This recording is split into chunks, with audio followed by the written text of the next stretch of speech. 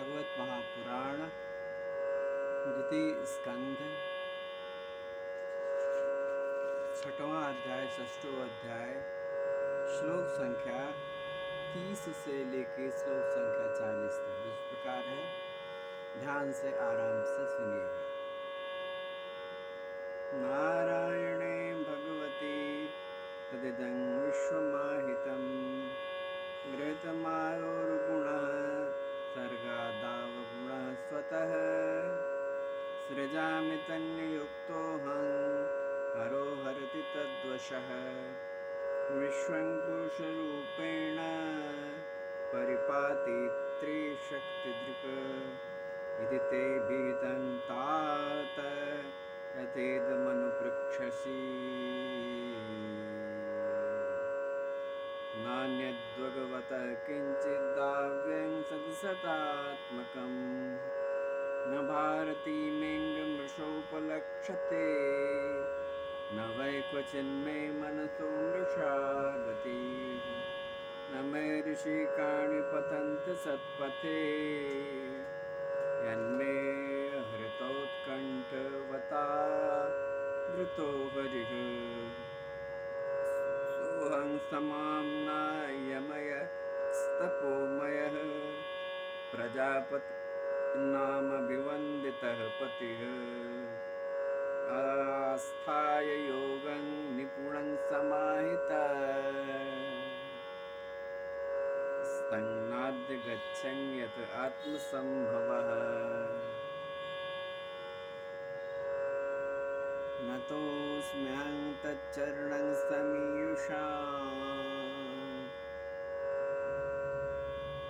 वक्षदं स्वस्त्यनं सुमङ्गलं यो वात्ममाया विभवं स्म पर्यगाद्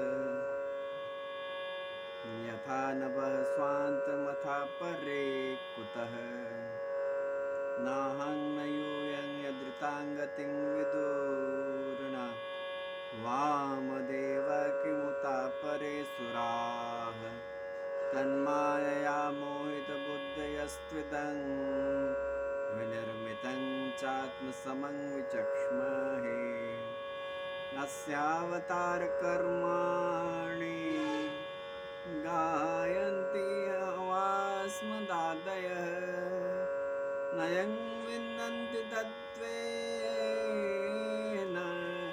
तस्मै भगवते नमः स एष आद्यः पुरुषः कल्पे कल्पे सृजत्यजः आत्मात्मन्यात्मनात्मानं संयक्षति च पाति च विशुद्धं केवलं ज्ञानं प्रत्यक्षसम्यगवस्थितं सत्यं पूर्णम् अनाद्यन्तं निर्गुणं नित्यमद्वयम्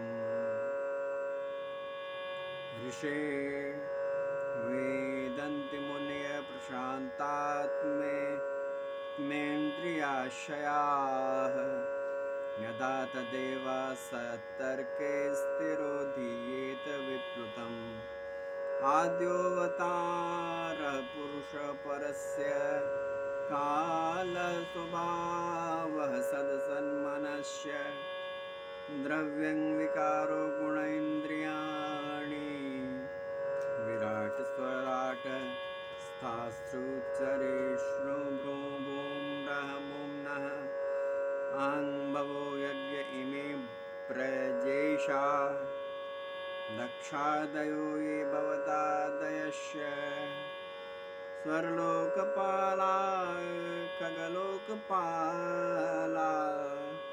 लोकपालास्तललोकपालाः गन्धर्वविद्याधरचारणेशा ये यक्षरक्षोरगनागनाथा ये वा ऋषीणां ऋषभापितॄणां यक्तेन्द्रसिद्धेश्वरदानवेन्द्रा अन्ये च ये प्रेतपिशाचभूत कुष्माण्डयादो मृगपक्षधीशा यल्की च लोके भगवन्महत् स्व लोजसः स्वद्बलवत्समावत् श्रीविभूत्यात्मवदद्युतार्णं तत्त्वं परं रूपवदस्वरूपम् प्राधान्यतो या निष्कामनन्ति लीलावतारान् पुरुषस्य दोम्नः आपीयतां कर्णकषायशोषा न्यनुक्रमिष्ये च इमां सुपेशाम्। अभी आप श्रीमद् भागवत महापुराण का पाठ सुन रहे थे। द्वितीय स्कंद के 6 अध्याय से श्लोक संख्या की स्थिति थी 30 से लेकर 45 तक। अब इसका सरल और सहज हिंदी में अर्थ इस प्रकार से है, आपके सामने प्रस्तुत है। हर्ष हो रहा है प्रस्तुत करते हुए। नारद या संपूर्ण विश्व उन्हीं भगवान नारायण में स्थित है जो स्वयं तो प्राकृतिक गुणों से रहित हैं, परंतु सृष्टि के प्रारंभ में माया के द्वारा बहुत से गुण ग्रहण कर लेते हैं। उन्हीं की प्रेरणा से मैं इस संसार की रचना करता हूँ। उन्हीं के अधीन होकर रुद्र इसका संहार करते हैं और वे स्वयं ही विष्णु के रूप में इसका पालन करते हैं, क्योंकि उन्होंने सत्व, रज और तम 3 शक्तियाँ स्वीकार कर रखी हैं। बेटा, जो कुछ तुमने पूछा था उसका उत्तर मैंने तुम्हें दे दिया। भाव या भाव, कार्य या कारण के रूप में ऐसी कोई भी वस्तु नहीं है जो भगवान से भिन्न हो। प्यारे नारद, मैं प्रेम पूर्ण एवं उत्कंठित हृदय से भगवान के स्मरण में मग्न रहता हूँ। इससे मेरी वाणी कभी असत्य होती नहीं दिखती, मेरा मन कभी असत्य संकल्प नहीं करता और मेरी इंद्रियां भी कभी मर्यादा का उल्लंघन करे कुमार्ग में नहीं जाती। मैं वेद मूर्ति हूँ, मेरा जीवन तपस्यामय है। बड़े बड़े प्रजापति मेरी वंदना करते हैं और मैं उनका स्वामी हूँ। पहले मैंने बड़ी निष्ठा से योग का सर्वांग अनुष्ठान किया था, परंतु मैं अपने मूल कारण परमात्मा के स्वरूप को नहीं जान सका,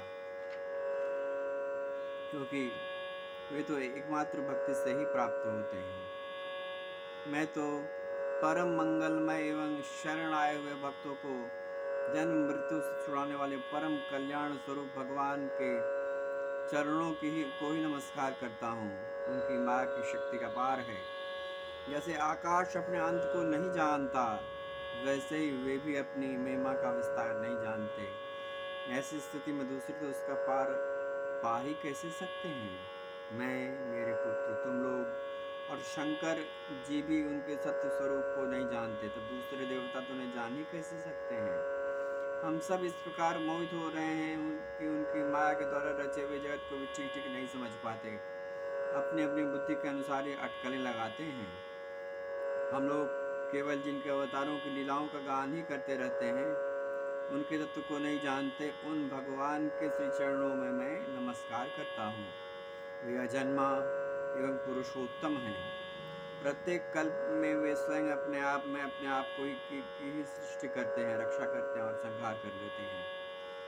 वे माया के लेश से रहित केवल ज्ञान स्वरूप हैं और अंतरात्मा के रूप में एक रस स्थित हैं। वे तीनों काल में सत्य एवं परिपूर्ण हैं, न उनका आदि है न अंत। ये तीनों गुणों से रहित सनातन एवं अद्वितीय हैं। नारद, महात्मा लोग जिस समय अपने अंतःकरण, इंद्रिय और शरीर को शांत कर लेते हैं, उस समय उनका साक्षात्कार करते हैं, परंतु जब असत पुरुषों के द्वारा कुतर्कों का जाल बिछाकर उनको ढक दिया जाता है, तो उनके दर्शन नहीं हो सकते। परमात्मा का पहला अवतार विराट पुरुष है। उसके सिवाय काल, स्वभाव, कार्य, कारण, मन, पंचभूत, अहंकार, तीनों गुण, इंद्रियां, ब्रह्मांड, शरीर, उसका अभिमानी देवता, स्थावर और जगदम जीव, सब के सब उस आनंद भगवान के ही रूप हैं।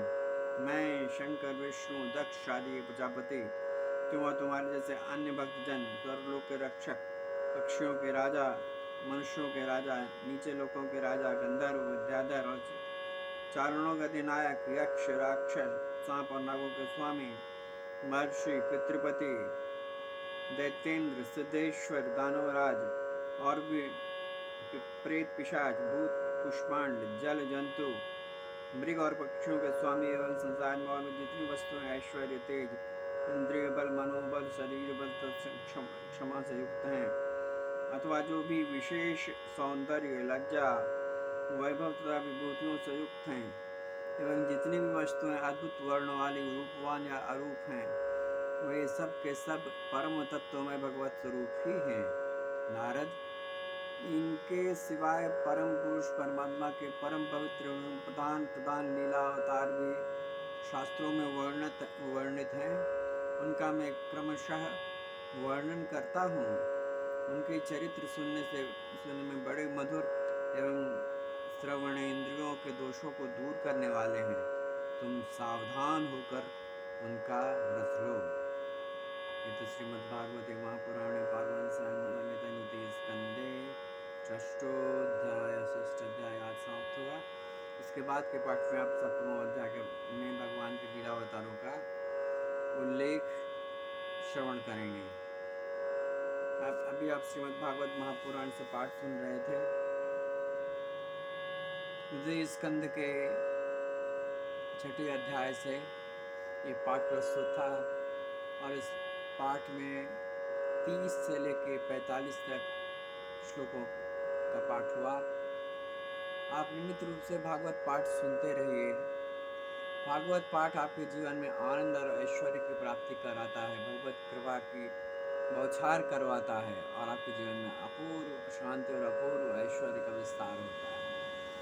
इसलिए आप मेरे द्वारा प्रस्तुत चैनल यानी कविंदम का चैनल नियमित रूप से देखा करिए, जिसके द्वारा आपको जीवन में ऐश्वर्य, आनंद, अद्भुत स्वरूप भगवान के अस्तित्व का बोध होगा। आपके हृदय आकाश भगवान बैठेंगे, आपके जीवन में असल आनंद आएगा। यदि आपने मेरा चैनल सब्सक्राइब नहीं किया तो कृपा करके सब्सक्राइब कर दीजिए। यदि इसे लाइक और शेयर नहीं किया है तो इसे लाइक और शेयर भी कर दीजिए।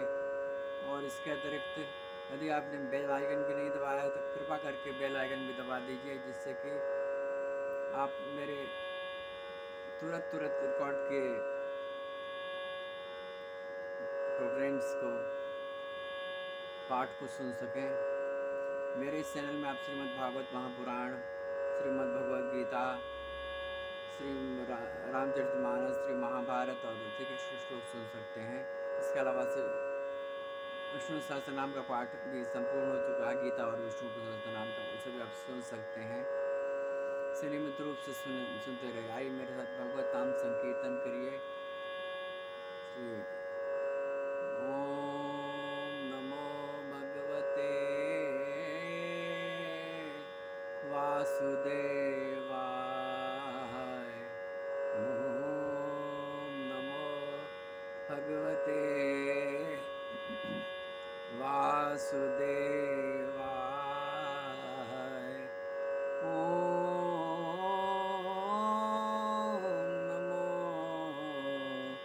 भगवते वासुदेवाय।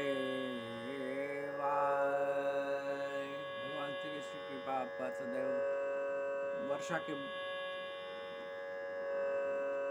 तरह झरती रहे। भगवान श्री कृष्ण स्वयं आपके हृदय आकाश में विराजमान रहे, आनंद से आपका कण कण भींजता रहे, आपके जीवन में अद्भुत ऐश्वर्य और आनंद की सृष्टि होती रहे। इस मंगल कामना के साथ मेरे साथ आइए, बोलिए जय श्री कृष्ण, जय श्री कृष्ण, जय श्री कृष्ण, जय श्री कृष्ण।